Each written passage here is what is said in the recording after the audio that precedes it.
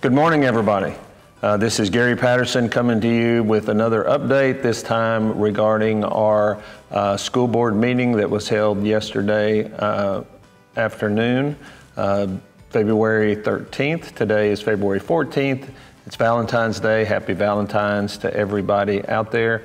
We're going to cover some of the issues that we went through last night to keep you up to date with what's going on in our district. There's a couple of very important items that we want to talk about from the board meeting last night, so let's just get right to that. Something that's already on our minds as we approach toward the end of the semester will be the first anniversary of our tragedy on May 24. And so as we look to the calendar to those days, we had recommended some changes to the board, which they approved last night. And I want to go over those changes with you because that will impact everybody in our community, from our students and teachers into all of our families as we approach that day. So the May 24th is on a Wednesday. And so what we recommended to the board is that we will not have students in class, we will not have school on the 23rd, the 24th, or the 25th. Now, the students will come through the 22nd, and again, there will be no school on the 23rd, 24th, or 25th. Those will be our days of respect, observance, and of course, safety. These terrible incidents that have occurred in our country and continue to occur, unfortunately, last night there was another incident at Michigan State University, and it's just these tragedies seem to keep happening, and our hearts go out to those students and faculty and community at Michigan State for what they're having to endure.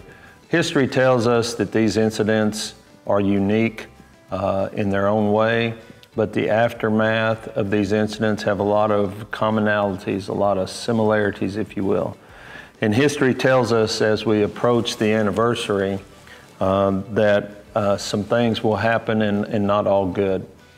We've seen spikes in social media activity, chatter, and threats of copycats on social media as these anniversaries occur across the country. We've seen people that are really obsessed with the site itself and where it happened and trying to access sites and take property and graffiti property, things like this. There'll be a lot more media attention and visitors from around, some well-intentioned wanting to pay their respects and maybe some not so well-intentioned. So we have to prepare for that, and my first priority is, along with the observance and the respect that the day deserves, is safety of our current students and staff. And so we would rather not be in school those days for those reasons, safety reasons, as well as the observance of the first anniversary of our tragedy. Teachers will come back to school on the 26th for end of year school review, checkout, get all their grades in, so forth, that we would on the end of school work day. Professional development day, staff training day if necessary, and we'll have graduation as scheduled on the evening of the 26th. So we will get that out. Anne-Marie will get that out on our website for you, along with a parent letter to give you these dates in detail. I just wanted to go over and give you a heads up. I know it's just February, but the spring will go very fast. And we have winter break coming up, we have spring break coming up, and when we have instruction between those, it just seems to go by very quickly, and we'll be into April and May before you know it. And we need to plan ahead for these changes and not wait till the last minute and make sure we communicate to everybody out there. In addition to talking about the calendar last night, we also introduced our 2 new police officers that have joined our force, Pedro Huizar and Melissa Constanata. And we introduced those 2 new officers to the school board and to the community last night here in the boardroom. We were very pleased to have them join our police force as we rebuild there with Chief Gutierrez. Pedro comes to us from the Sabinal Police Department.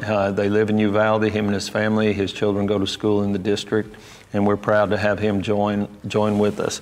Melissa comes to us from Tucson and from Killeen law enforcement agencies, and she moved back to the San Antonio area to be close to her mother.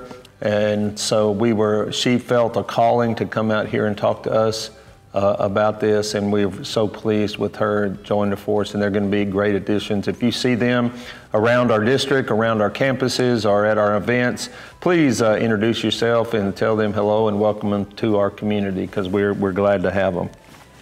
I also like to touch base on the superintendent search. As you know, when I came into the district, I was and still am an interim superintendent, and at some point the district will conduct a superintendent search for a permanent superintendent that will take you 3, 5, 10 years into the future, hopefully. The search the schedule for the search has changed. The board decided to wait a little bit longer in the year until they undertake that search. I am happy to stay in the community, in the district right now. I've grown quite attached to the people and the students and seeing all the hard work that our staff does day in and day out. I'm committed to stay as long as the board feels like I can help. And so we will continue with the transition of what we're doing here. And the Board of Trustees just didn't feel like another leadership change right now in the middle of the second semester was the right thing for us. So we'll revisit the search later in the year, possibly in the fall. And that will be well communicated to you at that time. But for right now, we're going to stay the course, continue to try to do the good work, continue the good work that the teachers and the staff, and of course all the support of the community for our school district as we move forward into what's going to be a very busy second semester. Also, I briefed the board last night on several of the investigations that are underway by various agencies into the tragedy on May 24th. I wish we didn't have to continue to talk about this, but as these investigations are completed, some of this information will be released to the media and to the public, and so it will continue to be part of our lives, and I just wanted to bring the board up to speed on where we were on several of these investigations. You may have read in the paper or seen on media about a JPPI investigation. That has bogged down, and we did not engage, nor will we engage with that with that particular firm for an investigation, as they are involved with the city in their investigation, and they've run into some issues, legal issues with the information, and so they're not a part of any of the firms that we've agreed to complete the investigations with. And so we went over to the board. The board has a copy. This is a copy of the investigation from the Texas Police Chiefs Association, very thorough. The board has it and reviewing it right now on the incidents involving our police department. This is the legislative and the alert.